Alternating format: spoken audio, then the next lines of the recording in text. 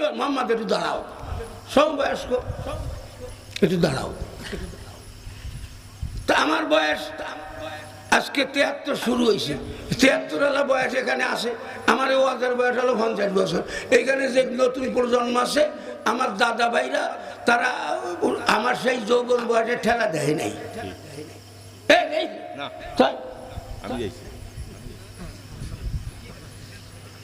কি আমাকে যৌবন বয়সে ঠেলা তো দেখিনি। এখনো একবারে কম নেই, এক গুটি খাওয়ার মতো লোক এদেশে কম আছে। একটা মারিয়ে দেবো, থুতু ভাতে চলে যাবে। মানুষ তো বলে মাটি আলু এতে বলি আলু হিসেবে কথা কি এখন বয়স হয়ে গেছে। এইসব মাঠ তো আমার দখলে, এইসব জায়গা আমার দখলে। কোন জায়গাটা আমি ওয়াজ করি, ওখানে মাদ্রাসা ছিল না, সে মাদ্রাসাটা শেষ হয়ে গেছে। স্কুলের মাঠে কম করেছি নাকি? যারা বড় তারা জানেন, যাকে বয়স আছে তারা, এই ছোটরা কি বুঝবে? ওরা তো সেদিনকে ছেলে ফেলে। তাহলে 50 বছরের থেকে ওয়াজ শুরু করি, 60 বছর বয়স না হলে যার ওয়াজ বুঝিনি, তাকে বয়স 50, তারা কি ওয়াজ বুঝেছে না? আমার ওয়াজের বয়স হতো, ওর বয়স হতাই। তো সেখানে গেতা ছিল মার পেটে দুধ খেত, ও ওয়াজ কি বুঝবে? ও আরো 20 বছর পরে, 10 বছর পরে যে বুঝিছে। আর তারপর রাস্তাতে ফাপড় খেয়ে বেড়াচ্ছে, মোটেও বুঝবে না। ফাপড় খাওয়া ওরা তো ওয়াজ শুনছে, ফাপড় খাতি। আর এক জায়গায় বসে ফাপড় খায়, এদের কি হচ্ছে তা খবরও রাখে না। কথা বুঝছেন? আরো কি করে ওয়াজ নষ্ট করা যাবে, স্টেজে উঠে মুখের খাই দিয়ে যাবে, তো মুখের খাই যাবে, এটা করা যাবে না, এটা বলা যাবে না, রাজনীতি করা যাবে না। রাজনীতি ওর বাপ স্টেজে রয়েছে আসমান দিয়ে, তাই তুই আর কার করা যাবে না। রাজনীতি যেন ওর বউ, আমার বউ আর একজন আর দিতে পারবে না। তার রাজনীতি তোর নাই যে তা আর দিতে পারবে না? হ্যাঁ, রাজনীতি আল্লাহ দিছে, দুনিয়ার সবাই করতে পারবে। নীতির রাজা রাজনীতি, তোমরা যা করো আমরা যা দেখেছি এগুলো নীতির রাজা না, নীতির দুর্নীতি, একবারে দুর্নীতির রাজা দুর্নীতি। একজনে কইছে কোরআনে রাজনীতি নেই, তাহলে কথা ঠিক কইছে। তোমরা যা করো ও কোরআনে নেই। তোমরা যে রাজনীতি করো, সাদাবাদী চিন্তাই, বাড়ি বাড়ি গুতোগুতি ঠেলাঠেলি, বাচ্চা কাটাকাটি, দিনের ভোট রাত্রির ভোট দিনই। আর এক বিটি গেল যে আমার স্বামী বলে ভোট দিয়ে গেছে, 20 বছর আগে স্বামী মরে গেছে, সে এসে ভোট দিয়ে গেল, আমার সাথে দেহারে গেল। আরে আল্লাহ রে, এত কার সংসার করলাম, আমার না দেখা করে ভালো গিয়ে রে। এই কথাটা কেন কইছে? মরামারি ভোট দিয়ে গেছে। আমার একজনের গাল বলছে, হুজুর আমি একা 56টা দিয়েছি, ঠাস করে মারি দেবো। এই ভোটে আমানত না, তাহলে হ্যাঁ, এই যে 56 জনের আমানত নষ্ট করেছিস, এই আমানতের জব দিয়ে তোকে জান্নাতে যেতে হবে। আমি বলে রাখলাম, আজকে ভালো করে দেখে রাখ, চল মুখ আর এই 56 জনের কাছে যে মাপ চাবি, আর কেরাটিন তেল দিয়ে মুখ ধুবি। কার কার ভোট মারিছিস তার কাছে মাপ চাবি, যে যা হলি ক্ষমা চায়, ক্ষমা করে সেইভাবে ক্ষমা নিবি। তা নাহলে বুড়ো বয়সে হাত বেহা যাবে, মুখ বেহা যাবে, যে একটা মারিছিস কেন পরের ভোট তোরে দিতে গেছে। এত আউস কেন তো? তুই কি এই পরের ভোট দেওয়ার জন্য তোরে আল্লাহ দুনিয়া ফেটাইছে নাকি? কোরআন পড়তে জানো না, আল্লাহর জানো না, রাসূলের জানো না, তোমার এই সুরিয়ারে ভোট দেওয়ার জন্য তোরে আল্লাহ দুনিয়া পাঠাইছে নাকি? হারামির জাত, খবরদার এই কাম তারা করেছেন। কয়রাত আপনি কানলি আল্লাহ ক্ষমা করে, আল্লাহ ভালো জানে। এই ক্ষমা হওয়া কঠিন আছে, এটা বান্দার হক। সে দেখলো তোমার ভোট হয়ে গেছে, যাও ফতেরতে ফিরিয়ে দিছে। যদিও ব্যক্তিগতভাবে আমাদের কিছু বলে নাই, কোথায় হুজুর ভোট দিয়ে দেন, তাহলে না তোরা দিকে দিয়ে আউস মিটিয়ে দিদি, আমার আবার নিবি কে খালি দিলু যা না দিলু তাই কাজে বহুদিন দিনে আজও দেবো না, দিয়ে দে, তুই আমারটা দিয়ে দিস কেন, যা দায়িত্ব দিয়ে দিছি। আর যদি বাদাম খাটা আনিছে তাও নিয়ে 10টার বাদাম খেয়ে আমার ভোটটা দিয়ে গিয়ে, তা যদি মনে চাস তাও আমি দিতে পারি। কিন্তু এই আকামের মধ্যে নেই। এ কি ভোট কয় রে? এ কি ভোট নাকি? হ্যাঁ, এ কি ভোট? এ কি মুসলমানের কাজ? এ তো জানোয়ারও করে না। এই জানোয়ারের গোষ্ঠী, জানোয়ারের দল কিয়ামতের ময়দানে জানোয়ার হয়ে উঠবে। যারা এইভাবে ভোট ডাকাতি করেছো, একজনের ভোট আর একজনের দিছ, এগুলি জীবজন্তুতি করে। আমার গরু আর একজনের ক্ষেত খেয়ে ফেলেছে, আর একজনের গরু আমার ক্ষেত খাইছে, এটা গরু দিবারে। আমার ভোট আমি আর একজনের ভোট কেন দেবো, তার ভোট আমি দেবো, আমার ভোট আর একজনে কেন দেবে? এটা গরু দিয়েও করে না। তুমি ওজন পাও নাই? আমার দোস্তরা, এই জন্য আল্লাহ তাআলা কিছু জায়গায় এরকমের বানায় রেখেছেন। জমজমের পানি মোট কটুক আছে পৃথিবীতে কন্দি? বিজ্ঞানীরা ওই নিচে যে দেখিছে, সব কিছু ঘুরে ঘাড়ে দেখিছে পানি কোত্থেকে আসে, পানি কোত্থেকে আসে। আমরা এই মাঠে যত মানুষ আছে সবাই সকালে বের হয়ে যাই, যেই কনকনে শীত আমরা কোড়ায় গেছি। আচ্ছা, শীত কোন জায়গায় নিয়ে আল্লাহ গুছায় রাখছে সেই জায়গাটা একটু খুঁজিয়ে দিয়ে আসে। পৃথিবীর কোন জায়গায় এই ভয়ঙ্কর শীতটা গুছানো আছে? কোন বাক্সার মধ্যে আছে? কোন গর্তের ভিতরে আছে? পৃথিবীর কারো ক্ষমতা নেই দেখে দেওয়ার। সেরা কারেন্ট চলে যাওয়ার সঙ্গে সঙ্গে অন্ধকার লাফ দিয়েছে পড়বে, কারেন্ট আসার সঙ্গে সঙ্গে একবার আলো চলে আসবে। অন্ধকার কোথায় গেল খোঁজার ক্ষমতা পৃথিবীর কারো নাই। তবে তুমি কি খোঁজো? কি আছে তোমার জীবনে? কত শক্তি নিয়ে দুনিয়ায় ঘোরো? এত ভাও মাতব্বারি কেন করো? সেজন্যই মনে রাখবেন, 1 মাইল 100 মাইল 1000 মাইল দূরে পাওয়ার হাউস, 1000 মাইল দূরে পাওয়ার হাউস, সেখান থেকে একটা তার এই বানতলায় এইখানে এনে বাইর করে রাখছে, কিন্তু দেখা যাচ্ছে না। দেখলে দেখা যায় যে কেমন যেন মরা তার, কিন্তু তার চালু আছে। তার কি আছে? চালু আছে। এই চালু তারটা যদি আপনি টেস্টার দিয়ে টেস্ট না করে ধরেন, তাহলে কোন দলের লোক মরবে আর কোন দলের লোক ধরলি মরবে না? তারে তারে দর্শে নেই, মেয়ে মশাই সেনে, বেটা বেটি, মন্ত্রী মিনিস্টার, হুজুর মুজুর কিচ্ছু চেনে না। বলে আমি চিনি না, আমারে ধরে দেখো, খবরটা কি হয়ে যায়। ধরার সাথে সাথে মরা। ওরা যে ধরবে সেও মরা, ওরা যে ধরবে সেও মরা। এইভাবে যদি একটা সিরিয়াল হয় তা 800 কোটি পৃথিবীর মানুষ সব মরে যাবে। অর্থাৎ পাওয়ার হাউস কোথায়? 1000 মাইল দূরে এইখানে। আমার দোস্তরা, এই পাওয়ার হাউস মদিনাতুল মুনাওয়ারাতে, এইখান থেকে 4 থেকে 5000 মাইল দূরে মুহাম্মদুর রাসূলুল্লাহর পাওয়ার হাউস। এইটাকে সেট করে রেখেছে মসজিদের মেম্বারের সঙ্গে। ওই মসজিদের মেম্বারে যারা বসে তাদের ঘাড় তুলে দেবা, তাদের টেনে বাইর করে দেবা, তাদের সঙ্গে দুর্ব্যবহার করবা, তোমার গোষ্ঠী যুদ্ধ শেষ হয়ে যাবে। যারা করেছো তারা ভাউদের মাফসাওকে। আর রসুল যে মদিনার থেকে এইটা সাপ্লাই দিছে, এইটাকে রসুলকে নিয়ে যাওয়া হয়েছে, নিয়ে আল্লাহ তাআলা নিজেই গলায় জড়ায় দিয়েছে। আরশে আজিমের সকেটের সঙ্গে লাইন দিয়ে 5 ওয়াক্ত নামাজের মালা রসুলের গলায় ঝুলিয়ে দিয়ে পৃথিবীতে পাঠায় দিছে গোড়া আলো আরশে আজিমে। আর পৃথিবীর যত মাসাজিদ আছে সমস্ত মসজিদের মেম্বার হলো তার লাইট।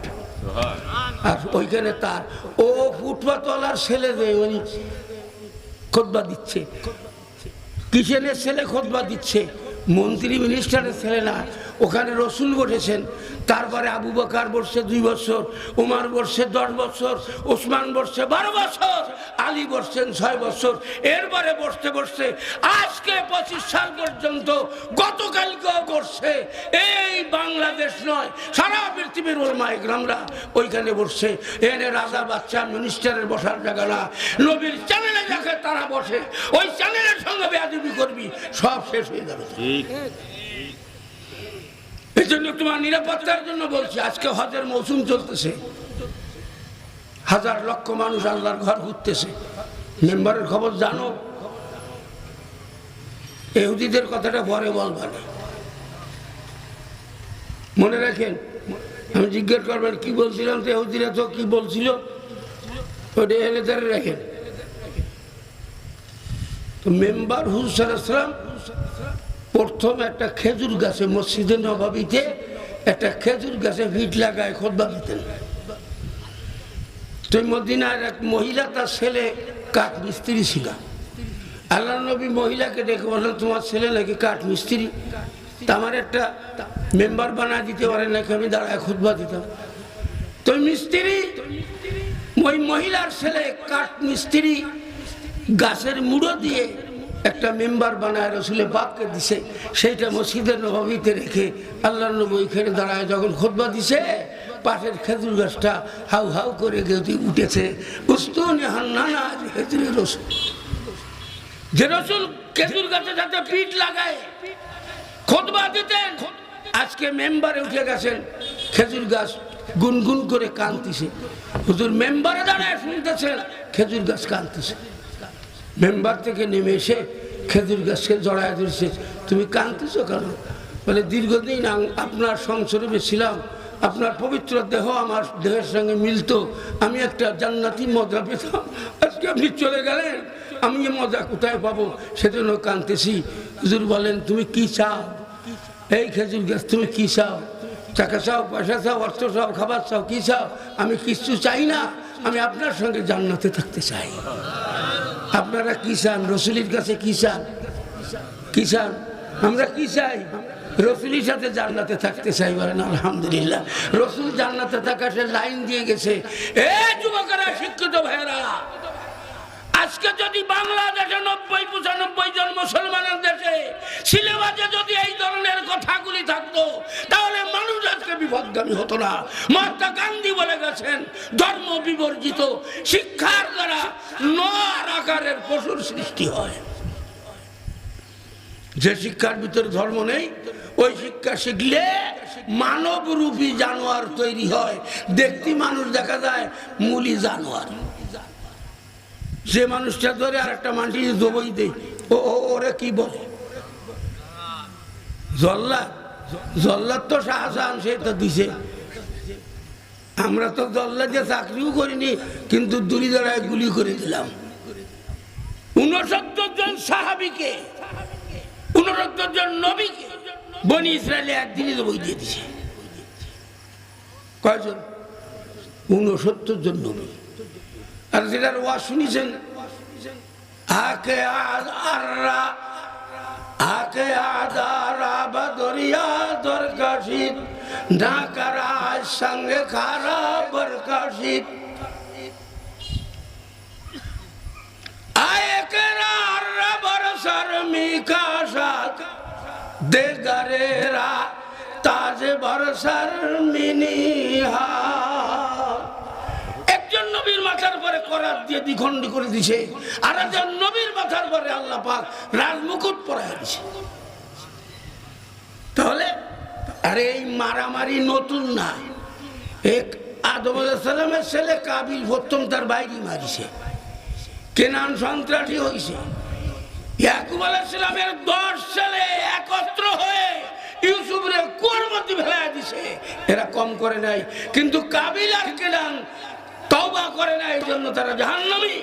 কিন্তু ইউসুফ আলাইহিস সালামের 10 ভাই তওবা করার কারণে আল্লাহ তাদের তওবা কবুল করে তাদের 10 জনকে নবী বানায়, 10 এলাকার নবী বানায় দিয়েছে। এই জন্য বলি, ভুল করে ফেলেছি। আজকে যে যার যার যে ভুল জানা আছে, খবরদার, আমরা মুসলমান, আমরা এক মায়ের সন্তানের মতো। দল যার খুশি সে করে, তাই বলে ও দল করে ওরে বাড়াতে হবে। কথার মাধ্যমে দলের বিরোধিতা হতে পারে, দল করা দোষের না। তোমার এত চরিত্র খারাপ কেন? তুমি দল করে কোটি টাকার মালিক হলে কিভাবে পাইলে? হ্যাঁ, এত দল করে মাটি কোটি টাকার মালিক। দেখা গেল এমন নেতা আছে, যেই নেতার বাড়ি পরিত্যক্ত দলের আর এক নেতা কোটি টাকা এনে জমা দিয়ে তার আন্ডারে রয়ে গেছে, কাজে আমি এক রাত্রি কোটি টাকার মালিক হয়ে গেছি। এমনটা যদি হয়, তাহলে এই টাকা দিয়ে তুমি মালিক হয়ে গেলে, তাকে সংরক্ষণ করলে, তাকে পার করে দিলে, কি হালাল খাইলে তুমি? ছেলে মেয়েদেরকে খাচ্ছ, নিজে খাচ্ছ, তাহলে হারামি টু হারামি টু হারামি টু হারামি টু হারামি এলা ইয়াউমুল কিয়ামা। কিয়ামত পর্যন্ত একবার হারামি টু হারামি সেই গেছে। কি হবে তোমার? এই রকমের অবস্থা যে তোমার হবে না, তুমি জানো এর চেয়ে ভয়ঙ্কর পরিস্থিতি হতে পারে। আমার দোস্তরা, এই জন্য সংক্ষেপে বলতেছি, ওই মসজিদে নববীর ওই মেম্বার সহজ না। আপনারা যারা হজে গেছেন সেরকম লোক আছেন নাকি? হাত উঁচু করেন দি। আরবার মাঠে গেছেন? আরবার মাঠে একটা পাহাড় আছে, যে পাহাড়ের নাম কি? জবালে রহমত। ওইখানে আব্বার আম্মা হাওয়া আর আদম আলাইহিস সালামের ক্ষমা পাওয়ার জায়গা। ওই পাহাড়কে কেন্দ্র করে আল্লাহ রসুল বলে গেছেন, ওই পাহাড়ের এক পাশে আল্লাহ তাআলা বিচারের জন্য বসবেন, আর পাহাড়ের অপোজিটে ওই মসজিদে নববীতে যে মেম্বার রাখা আছে, কিয়ামতের দিন ফেরেশতারা মেম্বারটা টান দিয়ে উঠায় ওই পাহাড়ের পাদদেশে বসায় দেবে। রসুল ওইখানে বসে উম্মতের হাউজে কাউসার পান করাবে। মেম্বার যাতা মনে করবেন না, আমাকে দেখি মেম্বার আর চেয়ারম্যান না, ওটা জান্নাতি মেম্বার। হাদিসটা বুখারীতে আছে, মিশকাতে আছে, অন্য হাদিসে আছে। রওজা পাকের পশ্চিম পাশে আরবিতে লেখা আছে, মা বাইনা বাইতি ও মেম্বারি রওজাতুম মিন রিয়াদিল জান্নাহ ও মেম্বারি আলা হাউজি। হাদিসটা এখানে লেখা আছে। অর্থ হলো রসুল বলেন, আমার আর মেম্বারের মাঝখানে জায়গাটুকু রিয়াজুল জান্নাহ। এই জায়গাটি ছিল দুই এতিম বাচ্চার। আল্লাহ নবী এখানে মসজিদ বানানো পছন্দ করলেন, এজন্য আবু বকর তাদেরকে টাকা দিতে গেলেন। দুই এতিম বাচ্চা বলল, আমরা আব্বা হারাইছি, নবীকে পেয়েছি, আমরা টাকা দিয়ে দিলাম। এজন্য আল্লাহ পছন্দ করে জিবরাইলকে বলেন, জিবরাইল ওদের জায়গার মাপে জান্নাতের ফেরদাউসের অংশ কেটে কভারিং করে দাও। ওই জান্নাতের ভিতরে রিয়াজুল জান্নাহ বলা হয়, সেইটা ওইখানে আল্লাহর নবী সেই রিয়াজুল জান্নাহর ভিতরে 13 বছর ঘুমাইছেন, আর আজকে 1500 বছর ওই জান্নাতের ভিতরে ঘুমায় আছেন। তার মাথার দিকেই সেই মেম্বার রাখা আছে। হুজুর বলেন, এই মেম্বার কিয়ামতের দিন ফেরেশতারা নিয়ে রাখবে। এই মেম্বারকে যাতা মেম্বার মনে করেন না, মেম্বারের কাছেও যাবেন না। এই জন্য ওই রানার যারা ওই থলে কান্দে নিয়ে যায়, ওদের থেকে 2 হাত দূরে থাকা ফরজ, তা নাহলে কেটে দিলে আপনি মরে যাবেন। ওই মেম্বার খোদা প্রদত্ত মেম্বার, ওইটা কারেন্টের তারের মতো, ওর কাছে যাবেন না। যে বসা আছে তার সাথে বেয়াদবি করবেন না। সে একটা গরিব মাটির ছেলে হতে পারে, আপনার বাড়ির কিচেন হতে পারে, আপনার কিচেনের ছেলে হতে পারে, আপনি কোটি টাকার মালিক হতে পারেন, আপনি মসজিদের সভাপতি হতে পারেন, মাথা পর্যন্ত টাইল দিয়ে দিচ্ছেন, সূরা ফাতিহা জানেন না, আপনার 4 পয়সার মূল্য নেই, ওই কিচেনের ছেলের যে মূল্য আছে। খবরদার বেয়াদবি করবেন না। এই মেম্বার সেই মেম্বার। আসেন, আল্লাহ রসুল ইহুদিদের সামনে পড়ে গেলে ইহুদি বলতেছে, আমাদের একটু দাঁড়াও দি, আমাকে একটা কথার জবাব দিয়ে দাও। কি? দেখা যে রুহু কি জিনিস? রুহ যা চলে গেলে মানুষ মরে যায়। আমাদের ভিতরে রুহু আছে না? এই রুহু কি জিনিস, কি দিয়ে বানাইছে? ওই ঠিক ওই মুহূর্তে আল্লাহ পাকের রসুলের জানা ছিল না। এটা কোরআন এসেছে, সবাই পড়েন, ইয়াস আলুনাকা ইয়াস আলুনাকা আনির রূহি কুলির রূহ মিন আমরি রাব্বি। আল্লাহ নবী মাথা নিচু করলেন, জিবরাইল আসলেন। কি ব্যাপার? তাহলে তাড়াতাড়ি এই প্রশ্নের জবাব এনে দাও। জিবরাইল গিয়ে জবাব এনে দিলেন। আল্লাহ পাক নাজিল করলেন, ইয়াস আলুনাকা আনির রূহ কুলির রূহ মিন আমরি রাব্বি। হে নবী, আপনি ইহুদিদেরকে বলে দেন, রূহ আল্লাহর হুকুম, পারলি দল। বহু চেষ্টা করেছে গ্লাস কেস বানায় মৃত্যু লোকটাকে ওইখানে রেখে, তার টর্চের ভিতর দিয়ে আলো বের হয়ে চলে যায়। আলো ধরে রাখতে পারে না কেন? বাল্বের ভিতর দিয়ে আলো, এর ভিতর দিয়ে আলো বেরিয়ে চলে যাচ্ছে, কেন ওদের ধরে রাখতে পারে না? ওরা তার চেয়ে সূক্ষ্ম রুহু, ধরার মতো আল্লাহর হুকুমকে ধরার মতো কোনো মখলুক আল্লাহ পৃথিবীতে সৃষ্টি করেন নাই। একজনে জিজ্ঞাসা, আল্লাহর আগে কি? তাহলে আল্লাহ তো আগে বানায়নি। কি আল্লাহর আগে কি? আল্লাহ কোরআনে কইছে, হুয়াল আউয়ালু ওয়াল আখিরু ওয়াজ যাহিরু ওয়াল বাতিন।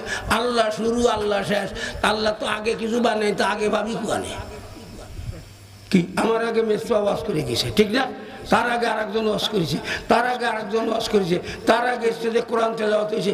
এরকম আগে আসে, এর পরে আসে। আমি চলে গেলে আস্তে আস্তে সবাই চলে যাবে, তারপরে স্টেজ ভেঙে ফেলাবে। আমাদের আগেও আছে, পরে আসে। আল্লাহ সেই আগে বানায়নি যে আল্লাহর আগে আসে, আল্লাহর পরে আসে। এমন আগে পরে আল্লাহ পৃথিবীতে বানান নাই। কাজে আগে আর পরে জিজ্ঞেস করা, এটা জঘন্যতম অপরাধ আর বোকামি।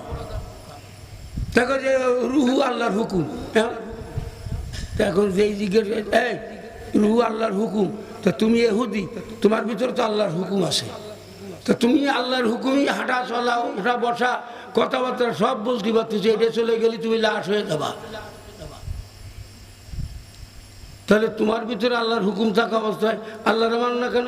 নারাগরি কেন করলাম না, ভাত বিয়ে নেই কেন? জিজ্ঞেস করার দরকার কি? তা তুমি আল্লাহর হুকুম নিয়ে ঘুরে বেড়া, আল্লাহরে মানো না কেন? কেন আল্লাহরে মানো না?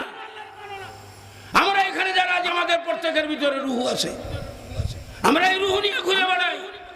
ডাইরেক্ট রুহু আল্লাহ তাআলা আমাদেরকে দিয়েছেন। কিভাবে দিয়েছেন? এই রুহু ছিল কোন জায়গায়? রুহের একটা জগৎ আছে না, তা রুহের জগতে যদি রুহু থাকে, তাহলে আমার বয়স মনে করেন 73 বছর, তাহলে 73 বছর আগে আমার মা হাকিমপুর, আমার আব্বার বান্দা গড়ে সেখানে বাস করতেন।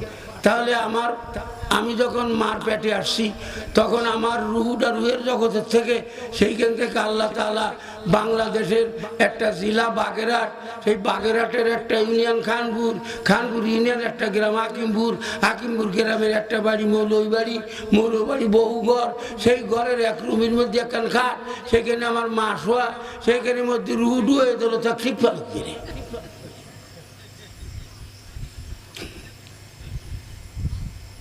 কি এই জন্য তো আপনি এনে ওরে নাম্বার চাবেন আর আমেরিকায় কুরকুর করে ওঠে। ও আমেরিকা গেল কিছু, ওর পাসপোর্ট নেই, ভিসা নেই, বিমান নেই, যানবাহন নেই, ও গেল কি করে? সব কিছু রিসার্চ করেন, সবই পাবেন হাতের সামনে। আমার দোস্তরা বেশি বাড়াবাড়ি করবেন না, টুপি দাড়ি সুন্নত নিয়ে টানাটানি করবেন না। পৃথিবীতে যত সুন্নত আছে, প্রত্যেকটা সুন্নত একটা তারের মাথা, প্রত্যেকটা পরশ একেবারে মানে ডবল লাইনের তার। ফরজ হলো ডবল লাইনের তার, সুন্নত হলো ওয়ান লাইনের তার। ডবল লাইনে হাত দিলি যা, সুন্নতের মাথায় হাত দিলিও তাই। কাজী না পারো চুপ থাকো, দোষ নাই তাতে, বোকামি দিয়ে রানার ধরা নিজের কথাতে। তুমি পারো না, চুপ করে থাও। মানে হাত দিতে গেছো কেন? মানে খোঁজামতি গেছো কেন? হ্যাঁ, তুমি বড় চেয়ারম্যান হইছো, বড় মেম্বার হইছো, অনেক কিছু হইছো, খবরদার মুখ সামলায় কথা বলবা। যখনই কোনো আলেম ওলামা টুপি দাড়ি নিয়ে রসুলের আদর্শের পরে কথা বলা হয়, এটা সরাসরি রসুলের কাছে চলে যায়, রসুল থেকে আল্লাহর কাছে চলে যায়। তুই ক্ষমা চাবি কার কাছে? ক্ষমা চাবি কার কাছে? ওই অবস্থায় যদি মরে যাও, তোর জীবনে ক্ষমা চাওয়ার আর কেউ হবে না। তোর ক্ষমা তুই না চালি কে চেয়ে দেবে? সেটা কোনো ছেলে বানায় তুই গেছো, সেটা তো আরো ডাকায়। সোয়াল যেটা বানায় গেছে সেটা আরো ডাকায়। মা গাদার পরে দিল, মারে কোয়ায় বেরিয়ে ফেলেছে। সুবহানাল্লাহ কর। এরকম ছেলে বানাইছে, গাদার পরে যাইল দিনই তাতে মারে আই বাড়িতে। আমার দোস্তরা 11:30 বাজে, আর গরমের দিন ঘুম পড়লি যে রাত্রি সকালে উঠা হবে না, ফরজ নামাজ পড়া হবে না, ওয়াজে আমার নামাজের 20 মাইরে দেবে না। আর দরকার নেই, এই 5 তারিখের পরেরটা করলাম, 5 তারিখের আগে তো ওয়াজ করতে পারিনি। আমার মামু ওই আশরাফুল, সেইটি আসছে দিন, সে আমার মামু চাচা শালা হলি কি যায়।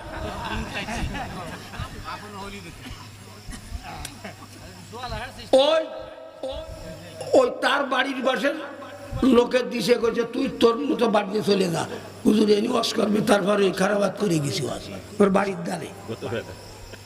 তো কাজী এই হিংসুটে বানা এইগুলো আমি মনে করেন ওয়াজ করতেছি। এখন চেয়ারম্যান আসলো বা উপজেলা আসলো, যেই আসলো, আমি ওয়াজ বাদ দিয়ে ওনারে দেবো যে আপনি কন সালার মুই দাঁড়িয়ে নেই ফাঁসে খোঁজা, আমি ওয়াজ বাদ দিয়ে তারে দেবো, এ কোনোদিন মানায়? তোমার নাম কাগজে দিতে হবে কেন? তুমি কি হইছো? তোমার নাম কাগজে দিতে কি হয়নি? হ্যাঁ, তোমার নাম কাগজে না দিলে ওয়াজ হবে না। কেন তুমি কি হয়েছো? তোর নাম কাগজ, তোর নাম তো আল্লাহর খাতায় নেই, জান্নাতের খাতায় তোর নাম নেই। এমনটা তো দিয়ে তো তোর এন বসে দেবো কিছু নেই, এ বোধও নেই।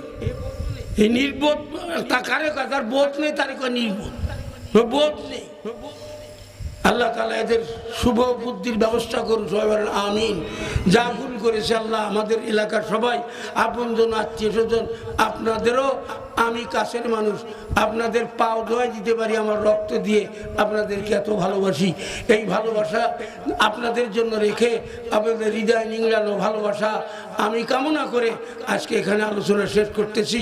আল্লাহ আবার সুযোগ দিলে আপনারা শুনতে পারবেন, যেখানে শুনতে চান সেখানে শুনবো। আল্লাহ তাআলা যেন আমাদের সবাইকে নিষ্পাপ বানায় দুনিয়ার থেকে। সবাই বলেন আমিন। আল্লাহুম্মা আমিন। আল্লাহুম্মা আল্লাহ, তোমার কাছে প্রথম দাবি, আজকে যেখানে মাহফিল করতে বসেছি বহু ওলামা একরামরা আলোচনা করে চলে গেছেন, এখন আমরাও চলে যাব, আমার সামনে উপবিষ্ট ভাইয়েরাও চলে যাবেন। আল্লাহ, এই ময়দানতে ওঠার আগে সবারই গুনাহগুলোকে আল্লাহ এই জমিনে ঝরায় দিয়ে আল্লাহ সবাইকে নিষ্পাপ বানায় যার যার বাড়ি পাঠায় দিবেন। আল্লাহ যখন যার যার বাড়ি পৌঁছে যাবে, সেই নিষ্পাপ মানুষের ছোঁয়া যেই বাড়িতে লাগবে, সেই মা বোন বাচ্চা কাচ্চা যাদের গুনাহ আছে এগুলো যেন নির্মূল হয়ে যায়। কারণ কারেন্টের তার ধরলে যেমন যে ধরে সেও মারা যায়, তাহলে নিষ্পাপ মানুষের সংস্রবে ওই বাড়িতে যারা আসবে তারাও যেন নিষ্পাপ হয়ে যেতে পারে। আল্লাহ এই শক্তি আপনার কাছে আছে, এ ক্ষমতা আপনার আছে। আজকের মাহফিলকে কবুল করে নেন, যুবকদেরকে কবুল করে নেন। যুবকরা মরহুমদের দোয়ার জন্য, আল্লাহ জানি না আদম আলাইহিস সালামের পর থেকে আল্লাহ যত মানুষ মাটির নিচে চলে গেছে, বিশেষ করে আজকে প্রথম বার্ষিকী মাহফিল, যাদের দাবি যে মরহুমদের জন্য যত দূর তাদের নিয়ে, যত মরহুমদের কথা তারা মনে করে আজকে দোয়ার জন্য ব্যবস্থা করেছে, আল্লাহ আমি সবাইকে আপনার কাছে সমর্থ করলাম। এই মাটির নিচেই আশেপাশে যারা যেখানে ঘুমায় আসে, আল্লাহ সবারই কবরকে তুমি জান্নাতের টুকরা বানায় দিও। যেই যুব সংঘের উদ্যোগে আজকের মাহফিল, সেই যুবকদেরকে আল্লাহ তুমি দ্বীনের সৈনিক হিসেবে কবুল করে নিও। লেখাপড়া যারা করে তারা লেখাপড়ার ভিতরে বরকত দিও, ব্যবসা বাণিজ্য করে ব্যবসা বাণিজ্যের ভিতরে বরকত দিও, চাকরি নৌকরি করে তার ভিতরে বরকত দিও। যারা যেই কাজে নিয়োজিত আছে আল্লাহ তাদের আয়ের পথকে আল্লাহ সুগম করে দিও। আল্লাহ তাদের মন মেজাজকে ইমানের আলোতে আলোকিত করে দিও। আল্লাহ ময়দানে যারা আসেন ওটার সঙ্গে সঙ্গে সবাই যেন নবী পাকের খাঁটি উম্মত হিসেবে, আপনার বান্দা হিসেবে নিজের পরিচয় দিয়ে এখান থেকে যেতে পারে। আল্লাহ তৌফিক দিয়েন।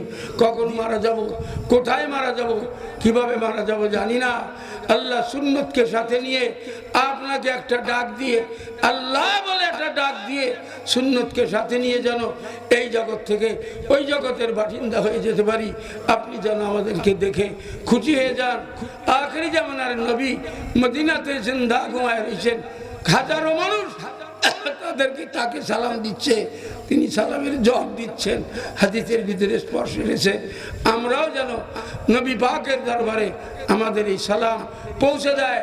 আসসালাতু ওয়াসসালামু আলাইকা ইয়া রাসূলুল্লাহ, আসসালাতু ওয়াসসালামু আলাইকা ইয়া হাবিবাল্লাহ, আসসালাতু ওয়াসসালামু আলাইকা ইয়া রাহমাতাল লিল আলামিন। সুবহান রাব্বিকা রাব্বিল ইজ্জাতি আম্মা ইয়াসিফুন ওয়া সালামুন আলাল মুরসালিন, আলহামদুলিল্লাহি রাব্বিল আলামিন।